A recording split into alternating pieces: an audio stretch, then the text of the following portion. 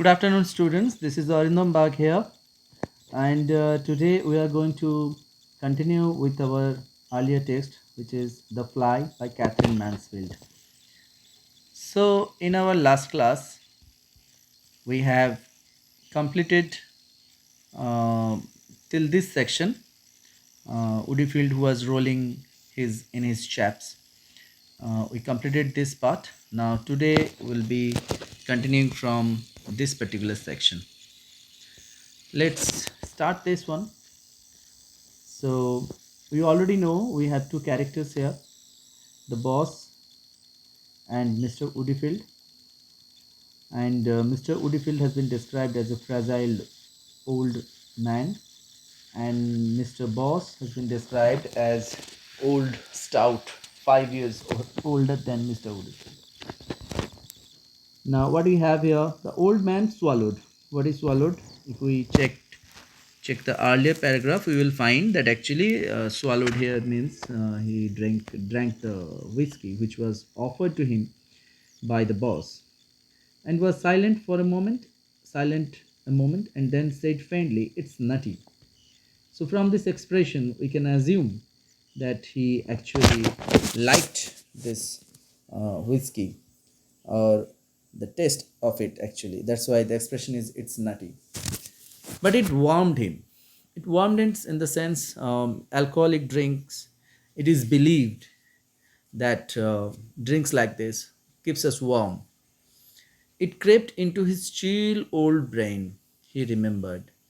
Now, this is like a you know we can assume that whether it is the whiskey which actually helped him to remember things, or it is the drink which makes him a bit intoxicated. He somehow managed to collect his courage, and he is trying to say something. It is not clear to us whether he was hesitating before the drink, but it is obvious that after the drink, somehow his hesitation is over, and that's how it has been described as he remembered. That was it. Now he remembered, and he said, "That was it." He was heaving himself out of his chair. He was getting out of the chair. He was in a big green arm leather chair, if you remember. Now he's getting out of the chair. "I thought you would like to know. The girls were in Belgium. Belgium, this particular place, is important over here because um, it is the final resting place of many British soldiers who who participated in the World War One. And whenever they refer to this, it actually um, Belgium is connected to those family, or Belgium is a place which reminds those families or the people of those families a painful past. So Belgium last week, having a look at poor Reggie's grave. So Reggie is the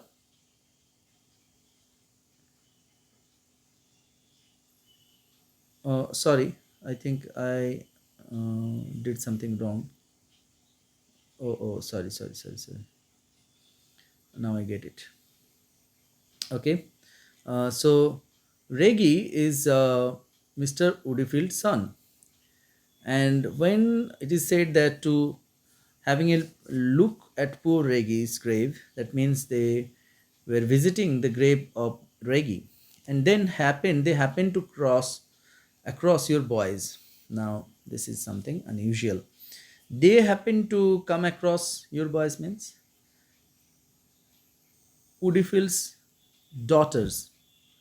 They means here Woodfield's daughter. Come across your boys. And your boys means it is the son of the boss, which has been referring here. Now, they're quite near each other, it seems.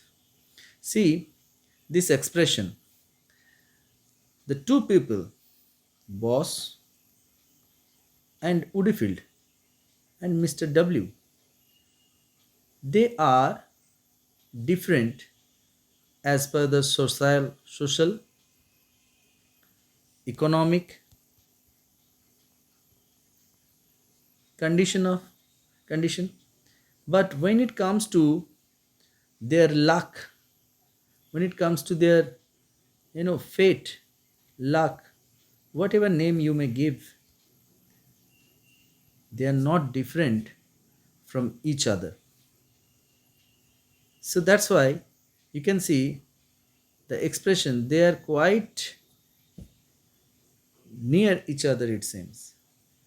So it has two meaning, that obviously the grave were quite close to each other, but apart from that,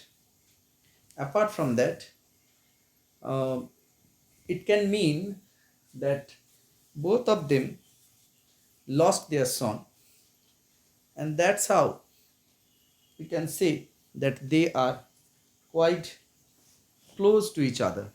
They are very close to each other. So this can be, or the meaning can be like this also. Old Woodyfield paused, but the boss made no reply. Mr. Woodyfield, he stopped for a moment. Obviously, the boss was listening. He didn't make any reply. Only a quiver in his eyelids showed that he heard. And sometimes it happens we do not speak much. Rather, we try to express our concern through our facial gestures, and in this case, quiver in his eyelids. He was, you know, through his movement of eyelids, showed, he agreed that he heard. The girls were delighted with the way the place is kept. The girls were very happy the way the place was kept, how it has been decorated, I guess. Piped the old voice, beautifully looked after. Could not be better if they were at home. During the World War, many people who were unable to come back to their motherland, fatherland, whatever it is, their final resting place were in different continent, and in some cases different countries. So could not be better if they were at home, means if they were, their grave is in Britain itself, England itself, they could not be better. That means the arrangement over there, the maintenance of the grave was very nice there. And you have not been across, have you? You have been not been across means English Channel. He never crossed it. He never tried to visit his son's grave in Belgium. So that's why been across means you never visited, you never crossed English Channel, or you never been there in Belgium. Two meanings there. No, for various reasons the boss had not been across. So eventually we understand that boss is very busy, might be very busy with his business, might be is not very comfortable with this idea to visit his son's grave. There are several reasons. The reasons are not cleared here by the author, but she kept it in a discreet way for various reasons. We have this liberty to assume the reasons. 3 miles of it, quivered old Woodyfield, and it's all as neat as a garden. Flowers growing on all the graves, nice broad paths. It was plain from his voice how much he liked a nice broad path. Now, this one, 3 miles of it means, look, there are so many people killed over these two wars, First World War and Second World War. The graveyard is itself around 3 miles. The graveyard is 3 miles. It's a vast place actually. Quivered old Woodyfield, and he describes that he goes on and he says that it is neat as a garden, flowers growing on all the graves, and it has nice broad paths. It was plain, and from the voice it is been clear to us that he likes or he prefers broad path. Then the pause came again, then the old man brightened wonderfully. Do you know what the hotel made the girls pay for a pot of jam? Do you know how much they paid for a pot of jam? Now, look, Woodfield actually described whatever he came for. He mentioned that. Now, he's mentioning something else. This girls pay for a pot of jam. He piped 10 francs, robbery, I call it. So, there's been an incident, and 10 francs has been charged for a pot of jam. Robbery, I call it. And he was angry from the reaction we can get it. It was a little pot, so Gertrude says, no bigger than a half crown. And she hadn't taken more than a spoonful when they charged her 10 francs. Gertrude brought the pot away with her to teach them a lesson. Now, this one, EM, which means them, a lesson. Quite right to its treading on our feelings. Now, this particular expression, wherever you visit, such as any holy place, any, we visit several places like Haridwar, Kedarnath, Badrinath. People visit to Makkah, Medina. These religious holy places, what happens there? Um, People go there, and there are numerous types of business going on over there. And maybe people are there for a particular reason, for their religious reason, but still there are many people who took this opportunity, who take this opportunity as turn it into business.